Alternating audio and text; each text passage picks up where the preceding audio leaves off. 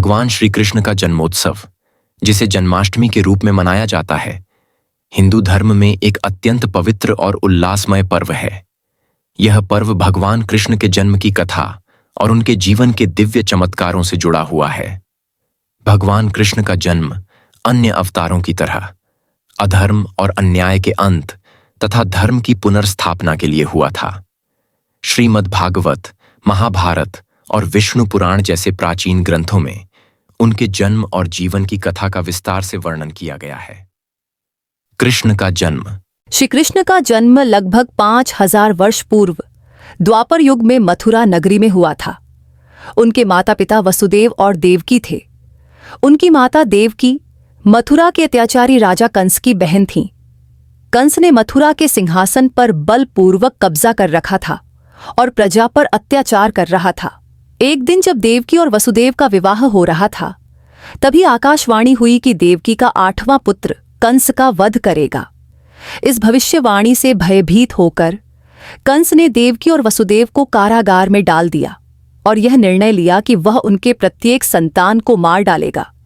कंस ने एक एक करके देवकी के पहले 6 संतानों की क्रूरता से हत्या कर दी, परंतु 7वां पुत्र बलराम देवकी के गर्भ से रोहिणी के गर्भ में स्थानांतरित कर दिया गया, जो वसुदेव की दूसरी पत्नी थी।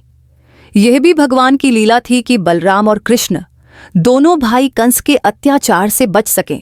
कृष्ण का चमत्कारी जन्म। भगवान श्री कृष्ण का जन्म अष्टमी तिथि को मध्य रात्रि के समय हुआ था, जब चारों ओर घोर अंधकार और अत्याचार का साम्राज्य फैला हुआ था। जैसे ही भगवान कृष्ण का जन्म हुआ, कारागार के द्वार अपने आप खुल गए और कारागार के प्रहरी गहरी नींद में सो गए।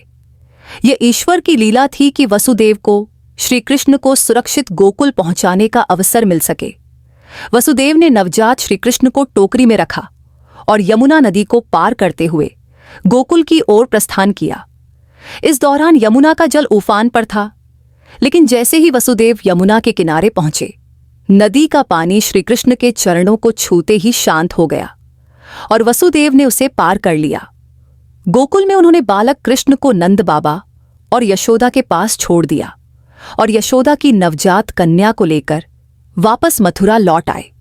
जब कंस को इस नवजात कन्या के बारे में पता चला, तो उसने उसे मारने का प्रयास किया, लेकिन वह कन्या आकाश में उड़ गई और देवी का रूप धारण कर कंस को चेतावनी दी कि उसका वध करने वाला बालक गोकुल में सुरक्षित है। कृष्ण का बाल्यकाल। गोकुल में नंद बाबा और यशोदा के यहाँ श्री कृष्ण का बचपन अत्यंत लीलामय और चमत्कारी था। बाल कृष्ण का रूप अत्यंत मनमोहक और लुभावना था। गोकुल और वृंदावन के सभी लोग उन्हें अत्यधिक प्रेम करते थे। श्री कृष्ण ने अपने बाल्यकाल में कई चमत्कार किए और असुरों का नाश किया। उन्होंने पूतना राक्षसी का वध किया, जिसने उन्हें विष पिलाने का प्रयास किया था। इसके अतिरिक्त उन्होंने कालिया नाग को पराजित किया, जिसने यमुना नदी के जल को विषाक्त कर दिया था। कृष्ण की बाल लीलाओं में मक्खन चोरी की कथा भी अत्यंत प्रसिद्ध है। उन्हें माखन चोर के रूप में भी जाना जाता है, क्योंकि वह अपनी मां यशोदा और गोकुल के अन्य गोपियों के घर से मक्खन चुराकर खाया करते थे। उनकी इस बाल लीला में भक्ति और प्रेम का अद्वितीय संदेश छिपा हुआ है, जो आज भी भक्तों को उनकी ओर आकर्षित करता है। कृष्ण और गोपियों का प्रेम। भगवान कृष्ण और गोपियों का प्रेम संबंध भक्ति और समर्पण का प्रतीक है। कृष्ण ने गोपियों के साथ रास लीला रचाई, जो भक्तों के लिए भक्ति और आत्मसमर्पण का सबसे बड़ा उदाहरण है।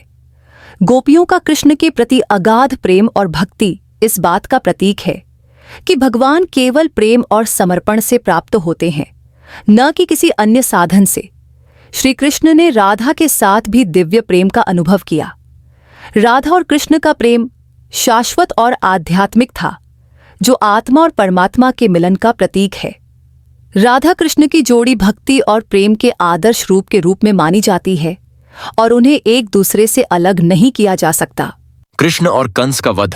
भगवान कृष्ण का जन्म ही कंस के अत्याचारों का अंत करने के लिए हुआ था। जब कृष्ण युवा हुए तो उन्हें अपने असली माता पिता और मथुरा में हो रहे अत्याचारों का पता चला। तब उन्होंने अपने भाई बलराम के साथ मथुरा की यात्रा की। कंस ने उन्हें मारने के लिए अनेक षड्यंत्र रचे, परंतु कृष्ण ने सभी को विफल कर दिया। अंततः कंस ने एक विशाल रंगभूमि में दोनों भाइयों को आमंत्रित किया और वहां उनके साथ युद्ध किया। भगवान कृष्ण ने युद्ध में कंस का वध किया और मथुरा को उसके अत्याचारों से मुक्त किया। इसके बाद उन्होंने अपने नाना उग्रसेन को मथुरा का राजा बनाया और अपने माता पिता वसुदेव और देवकी को मुक्त किया। कृष्ण का संदेश। भगवान कृष्ण के जीवन से अनेक महत्वपूर्ण शिक्षाएं और संदेश मिलते हैं। उनका संपूर्ण जीवन धर्म, भक्ति, प्रेम और करुणा से परिपूर्ण था। उन्होंने अपने मित्रों और भक्तों के साथ अद्वितीय प्रेम और सहयोग का प्रदर्शन किया। महाभारत में भगवान कृष्ण ने अर्जुन को भगवद गीता का उपदेश दिया, जो आज भी जीवन के हर क्षेत्र में प्रेरणा का स्रोत है।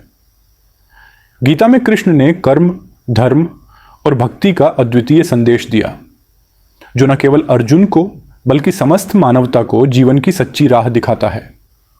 कृष्ण का जीवन सिखाता है कि जीवन में कितनी भी कठिनाइयां आएं, यदि हम धर्म, सत्य और निष्ठा के मार्ग पर चलें तो हम सभी बाधाओं को पार कर सकते हैं।